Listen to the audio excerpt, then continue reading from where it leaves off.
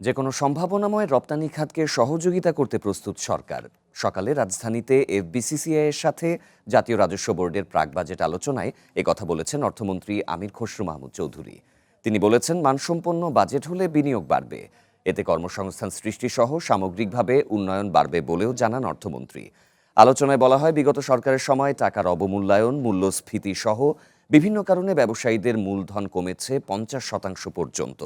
তাই বেসরকারি খাতে সব সংকট নিরসনে আশ্বাস দেন অর্থমন্ত্রী। বাজেট আলোচনায় মূল্যস্ফীতি ও প্রকৃত আয় বিবেচনায় আসন্ন বাজেটে করমুক্ত আয়সীমা 5 লাখ ও নারীদের জন্য 5.5 লাখ করার দাবি জানান ব্যবসায়ীরা।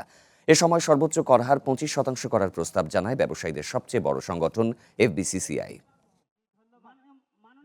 যে কোনো রপ্তানি খাত, সম্ভাবনাময় খাত যদি রপ্তানি খাত উঠে আসে, আমাদের খাতে প্রপোজাল দেয়, আমরা সেই খাতে গার্মেন্টসের যে সুযোগ সুবিধা আছে সেই সুযোগ সুবিধা সেই খাতগুলোকে দিয়ে দেব। পরিষ্কারভাবে বলতে আমরা আপনাদেরকে নিশ্চিতভাবে বলতে চাই, চুরির আমাদের কোনো ভয় নেই। চুরির জন্য চুরির সমাধান আলাদা, তাই বলে কোনো খাতে আমরা সুযোগ দিতে পারবো না, এটা হবে না। Next level, well done, side by side, free.